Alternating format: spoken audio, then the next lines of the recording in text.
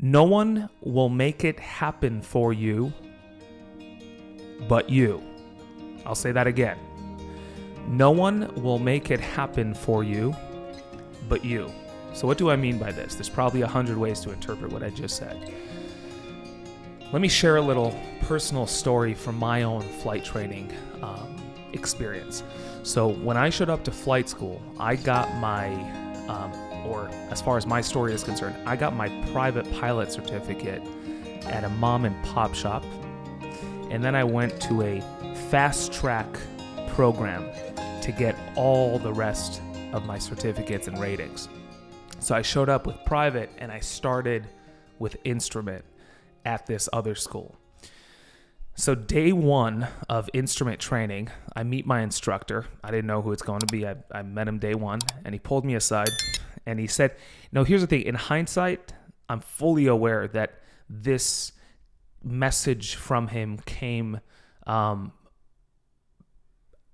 lot of it had to do with him just not being the type of person who was interested in putting a lot of work in, right? It was just, in hindsight, I got to know him. That was the case. But day one, I could just take his words at face value. I didn't know the guy. I didn't know anything about him. So he pulled me aside and he said, listen, I just want to kind of give you a heads up that throughout our training together, I'm not here to, spoon feed you, and I'm not here to do it for you. And, I'm just, you're expected to put in all the work on your own, at home, on your own time, whatever it might be. And I'm here to kind of, we'll fly together, and I'm here to fill in the gaps or answer any questions you might have. Now, when I heard that coming from a mom and pop shop, which was small knit, warm, friendly, had my instructor on text relationship, to hearing this, it caught me off guard. And initially in the moment, I thought to myself, whoa, this is going to be interesting. This is going to be a journey, right? Because up to that point, I didn't know what it meant to do things on my own. I didn't know what it meant I'm expected to make things happen, right? Because no one really ever gave me that talk. And as time went on, to this very moment, I placed that as probably one of the top 5 things I was ever told as a student pilot. Out of all the things I was ever told, being told those words happened to help me out and added value and saved me time and money more than many other words people told me. And here's why. Because when I heard him tell me those things, even though I knew nothing about the guy, I just took it for what it was. I went home and I realized, and I told myself, I said, whoa, this is down to me. This is up to me now to make happen. I make or break this thing, right? I could make it happen or I could not. Meaning I don't have an instructor who is going to feed it to me. And it shifted everything in my head, and it changed everything. And from that point on, every check ride I had scheduled coming up, I made sure when I walked into that room, the majority of feelings I felt were excitement. And that's why I tell people, you're 100% in charge of how you're going to feel when you walk into a check ride. And not only in charge, but in control.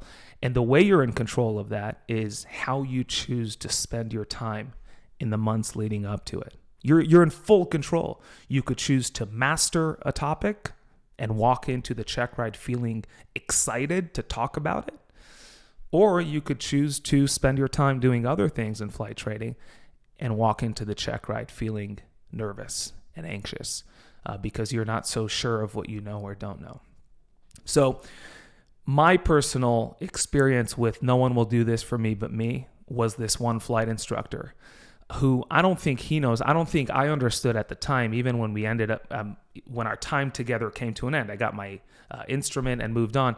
Even when our relationship came to a natural end, I don't think at that point I even realized how helpful him telling me those things were. It took quite a while. And now the more I think of it, the more I realize how thankful I am to him that he laid it out to me. Sure, maybe he laid it out, some would say aggressively, some would say there's a nicer way of saying things. We could debate that for days. The reality is he let me know the expectations, and he let me know how this flight training gig works. And the way it works is no one's going to do it for me but me. So that was one of the best things I've ever heard. And that is what I'm telling you right now. Maybe your instructor never had this conversation with you. Maybe your instructor got you assuming that they could do a lot of it for you. But I'm here to tell you that that's not the case. One of the things I try and make very clear with every one of my students is that if there was a switch that I could switch, turn on or off, and make them a pilot, I would on day one. I really would. Sometimes it's painful seeing what students go through, including what I went through to get this certificate. It's just a lot of new stuff. But unfortunately, the reality is there's no such switch. And sadly, or not sadly, however you want to look at it, it just comes down to you. So no one will do this for you but you. How does that tie into saving money? Well, the more you take what I just said to heart, that it's down to you. How you're going to feel on your check ride is up to you. How much you're going to know or not know on your check ride is up to you. And forget check ride. Check ride is a moment in time. How safe or not safe of a pilot you will be for the rest of your life is up to you. Shocking, I know, but it's up to you. And student pilots especially have a hard time wrapping their head around this concept, because when I heard these words from my instructor, at least I had my private, so I knew somewhat about the flight training industry. But if you tell those things to a brand new private pilot, they're thinking to themselves, what do you mean? This whole world is a language I don't speak, concepts I've never heard of, and you're telling me it's all up to me? Like, that's a very weird thing to hear. But that's not what it means. It means that you will spend time with your instructor learning all these new things. That's your instructor's job, right? By telling my students that it's up to them to make things happen, it doesn't mean I work any less hard. It doesn't mean I spend and devote any less time. It doesn't mean that I don't go beyond what I could get away with in order to try and push and help my student to the furthest degree that I possibly can. Sure, of course. But doing all those things, no matter how good I do those things, still doesn't make it happen for my student. My student, at the end of the day, has to make it happen for my student. So there's a balance there, right, as an instructor. And that's kind of, for those of you maybe getting your CFI certificate, there's a lot of book stuff that you learn when you go through CFI training. But then there's the whole real world out there. And it's learning these balances, right? It's learning this reality that I could be the best CFI on the planet, and yet I could have a student who just won't make it happen, right? And there's a balance, there's a distinction between you doing your best job as a CFI and your student not stepping up to their plate on their part. And not doing their fair share. It's just the reality of things. And I wish it was different.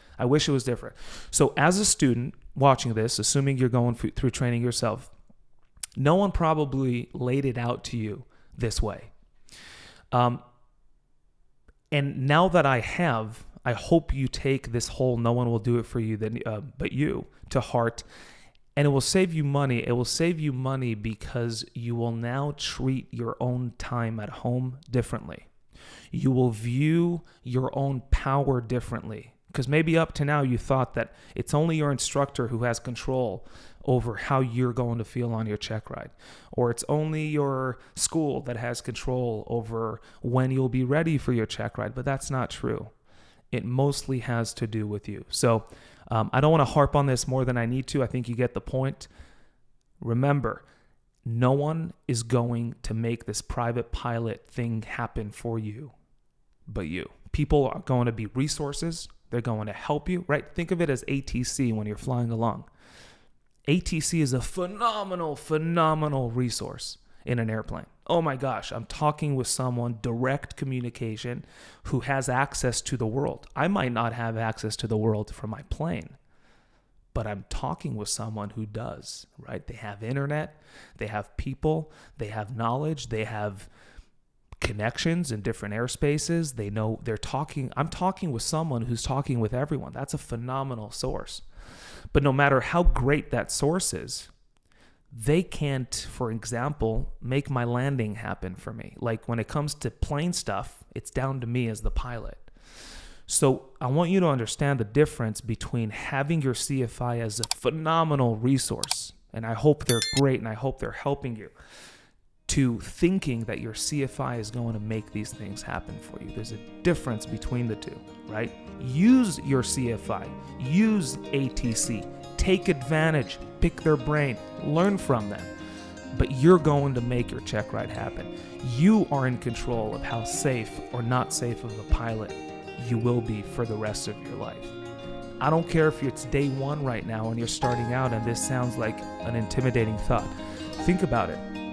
Take it to heart and start viewing everyone around you as resources and yourself as the ultimate one who's going to make your life happen, including getting your private pilot certificate. Okay, so I hope this resonates. I hope it makes sense, and I hope it's helpful because it was extremely helpful for me.